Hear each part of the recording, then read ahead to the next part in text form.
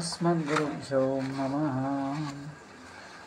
लक्ष्मीनाथसमारम्भां नाथयामुनमध्यमाम् अस्मदाचार्यपर्यन्तं वन्दे गुरुपरम्परां। वसुदेवसुतं देवं कंसचाणूरमर्दनं देवकी परमानन्दं कृष्णं वन्दे जगद्गुरुं। माता रामा मत्पिता रामचन्द्रः, स्वामी राममस्सखा राघवेशः। सर्वस्वमे रामचन्द्रो दयालुः, नान्यं दैवं नैव जाने न जाने। आपदामहत्तारं दातारं सर्वसम्पदां, लोकाभिरामं श्रीरामं भूयो भूयो नमाम्यहम्। जयेच्छादिबलो रामो लक्ष्मणस्य महाबलः, राजा जयतु सुग्रीवो राघवेणाभिपालितः। नमोऽस्तु रामाय सलक्ष्मणाय देव्यै च तस्मै जनकात्मजाय। नमोऽस्तु रुद्रेन्द्रयामनीलेभ्यो, नमोऽस्तु चन्द्रार्कमदुर्गणेभ्यः। स्वस्त्वस्तु रामासलक्षणाय तदा पितुर्मे जनकस्य राज्ञ। दासोऽहं कौसलेन्द्रस्य रामस्याक्लिष्टकर्मण, हनुमान् शत्रुसैन्यानां निहन्ता मारुतात्मजः। अस्त्रविजेतां रामो लक्ष्मणस्य महाबल, राजा जयतो సుగ్రీవో రాఘవేణాభిపాలితః। ప్రియ భగవద్బంధులారా, ఈరోజు మనం సుందరకాండలోని 6వ సర్గ అనుసంధానం రావణుని అంతఃపురంలో ప్రవేశం.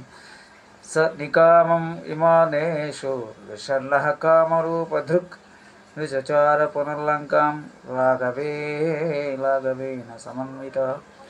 ఆససాధ లక్ష్మీవాన్ రాక్షసేంద్రనివేశనం. సీత జాడ లభించిన కారణంగా వదలని పట్టుదలతో హనుమ లక్ష్మీవంతుడనే దానికి అంటే సంపద కలవాడని అర్థం. సంపద అనేది ఒక యోగం. అలబ్ధస్య లాభో యోగ, లబ్ధస్య పరిపాలన క్షేమ అని చెప్తారు. లేనిది కొత్తగా కలగటం యోగం. ఇప్పటి వరకు లేని సీతాదర్శనం అనే సంపద యోగరూపంగా కాబోతుంది. హనుమకు అని సూచించడానికి లక్ష్మీవాన్ అనే పదం. లంక రాక్షసును జయించడం, అన్ని మందిరాలు నిర్భయంగా తిరగలటం, ఇవన్నీ కూడా యోగాలే కదా. రావణ భవన ప్రాంగణాన్ని చేరారు. సింహాలను రక్షించే వనంలా రాక్షసులు ఆ ప్రాంగణాన్ని రక్షిస్తున్నారు. వెండి బంగారాలతో ప్రధాన ద్వారాలు కనిపిస్తున్నాయి. వెండి బంగారు రథాలు ప్రతి ద్వారానికి అటు ఇటు ఉన్నాయి. ప్రతి కక్ష ద్వారానికి మధ్య ఉన్న ప్రదేశం అగరు చంద్ర సువాసనతో నిండి ఉన్నాయి. భేరీ మృదంగ ధ్వనులు వినిపిస్తున్నాయి. గుర్రాలు, పులు, సింహ చర్మాలు, దంతాలు, బొమ్మలు, వెండి బంగారు శిల్పాలతో రథాలు అక్కడక్కడ తిరుగుతూ కనిపిస్తున్నాయి. కామరూపుడై ఏ రూపంతో కావస్తే ఆ రూపం ధరించబడిన మారుతి నిర్భయంగా ఉద్యానవనాల్లోనూ ప్రసాదాల్లోనూ ఇంకా ఇంటింటిలోనూ సీత జాడ తెలుసుకోదలిచాడు.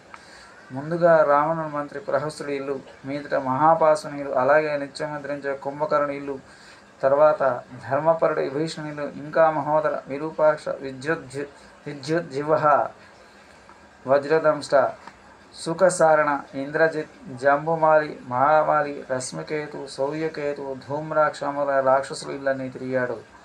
ఎక్కడెక్కడ చూడని వైభవం అంతా కనిపించింది. ఇల్లు వరుసగా బుద్ధిమంతుడు కాబట్టి బాగా గుర్తుంచుకున్నాడు. ఏదైనా యుద్ధం వస్తే ఎలా పారిపోవాలో నిర్ణయించుకోవడానికి కూడా ఈ పరిశీలన చేశాడు. అవసరమైతే తమోగుణాలతో నేను సంహరించాలనే నిశ్చయం హనుమకి ముందే ఉందనుకున్నాంగా.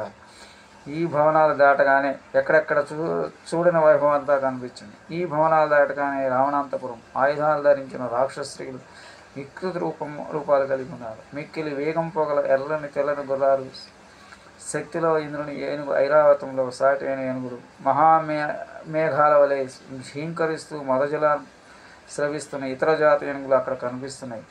పదాతి బలాల మెడలో కూడా స్వచ్ఛమైన మేలు బంగారాభరణాలు ఉన్నాయంటే ఇంకా ఐశ్వర్యాన్ని వేరే చెప్పాలా. యువధాకారాలున్న పల్లకీలు, విలాస గృహాలు, పగటిపూట వినోదించదగిన రమణీయ మందిరం, రతికేలి మందిరం ఉండి ఆ సమీపంలో మందర పర్వతంలో ఉన్న ఒక భవనం కనిపించింది.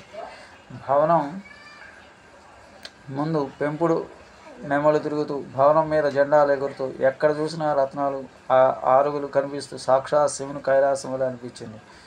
ఆ మందిరంలోని పాత్రలు, పీటలు, మంచాలన్నీ బంగారమే. తేనెకలు చిందులబడి పాన్పుల మీద పైభాగం కొద్దిగా తడిసింది. ఇంకా మధుపానం ప్రారంభం కాక పాత్రలు నిండుగా ఉన్నాయి. బంగారాభరణాలున్న స్త్రీల చేతి చప్పుడు, నడకల గల ధ్వని పక్క మందిరాల్లో మృదంగ వీణలు ధ్వనులతో నిండిపోయింది.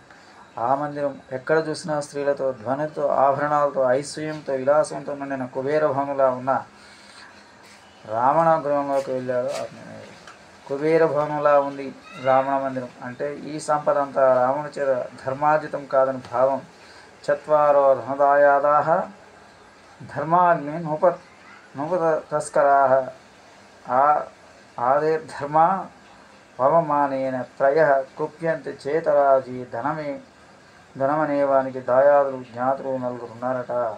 ధర్మము, అగ్ని, రాజు, దొంగ అనే వారు నలుగురట. పెద్దవాడైన ధర్మాన్ని అవమానిస్తే, అధర్మంగా ఆర్జిస్తే అగ్ని వలన లేదా రాజు ద్వారా దండయాత్రలు హరించడం లేదా దొంగ ద్వారా సొమ్మనాశనం కావాలి. అంటే అధర్మంగా ధనం నిలవదు అని అర్థం. రావణుని కొలువులో ఎక్కడ చూసినా కనిపించేంత దేవతాలోకాలను గెలవడానికి వెళ్ళి దొంగిలించి లేజా దౌర్జన్యంగా తెచ్చింలాగానే హనుమంతునికి అనిపించింది. అంటే ఇదంతా నశించేది సుమ అని అర్థం.